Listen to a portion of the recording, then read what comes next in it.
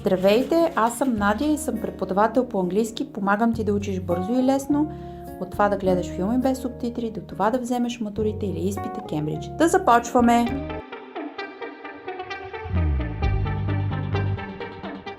Hello again. This is my third video, and this time we are going to talk about the reading section, the reading part of your matriculation exam, level B1.1, matriculation exam of English. Okay, let's talk about the types of reading first. So, there are two rapid reading techniques. There is skimming and scanning. Skimming is used to gain an overall impression of the text without getting into details, just to get the general knowledge of the text. And scanning, this is another reading technique, but this time it focuses on locating specific information. It's a more targeted approach, so to say. Readers look for names or dates or numbers or some specific data. Active reading is a comprehensive and engaging technique. It involves making connections, taking notes, and asking yourself questions. And the analytical reading is again a B1 as the active reading, but this time it analyzes the texts you interact with. It goes beyond comprehension, but towards evaluating and criticizing. Okay, and critical thinking, we would say. Tips on reading. So, let me share the exam with you again. It will be the same one. Okay, and let's focus on the reading. Okay, so there are two approaches when it comes to reading. Just a moment, because this is the listening part. Okay, so we have the reading, passwords here is our reading. So there are two approaches. First, read the questions and suggestions, which are at the end. Okay, and then read the text, or vice versa. You can read the text, then read the statements, but obligatory. What you need to do is to go back to the text to find the information again. So let's have a look at the first one. The UK Security Agency advises people to use complex passwords by all means. What you have to do is to identify the key words. UK Security Agency advises people use complex passwords by all means, във всички случаи, all the time. Okay, so these are the key words, and you can go through the options. You can go through all the statements and then read the text and try to come up with the best answer, true or false.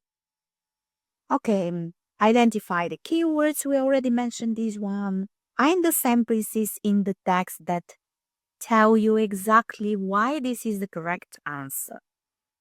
Read the text carefully, because some of the answers consist of 2 or 3 or even 4 sentences. So they are not into just one single sentence, but you need to get the whole idea.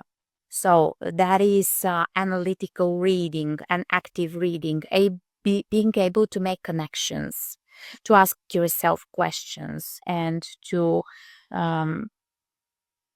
evaluate as well. Right. Another tip is to read the text carefully.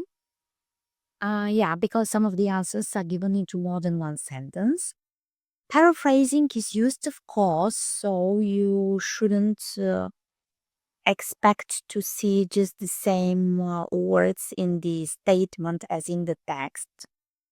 Here, a good tip is to try to identify phrases or words which hint opinion, suggestion, or recommendation, not facts. Modal verbs have this function, okay, to be able to avoid the distractors. Distractors, these are answers which are not correct but are very close to the correct one, very similar to them. The linking words within the paragraphs are crucial as well.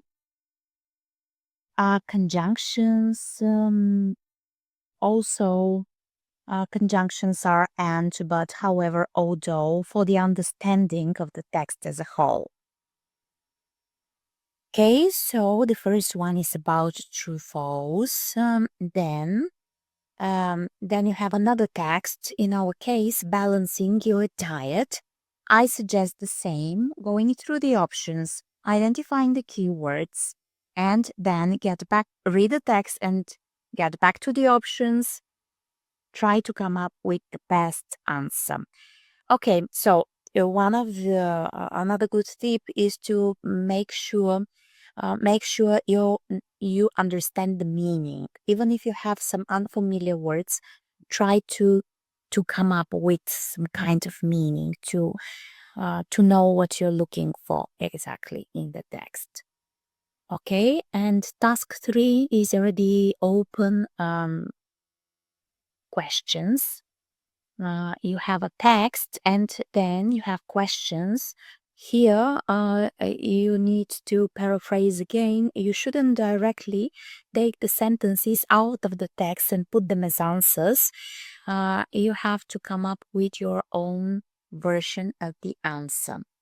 For example, how was Queen Elizabeth II related to King Edward VII and King George VI?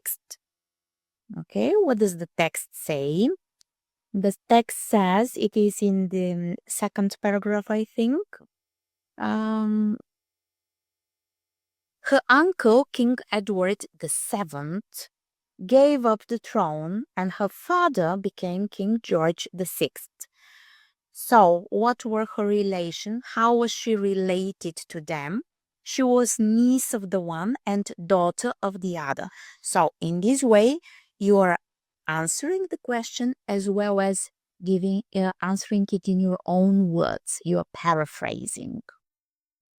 I think this is a very good tip because here you are given 2 points to each answer, and if you tend to give more information than necessary, you would have 1. Or if you miss some of the information, again, you have 1 point. But if you fail to answer the question, you would have 0 points.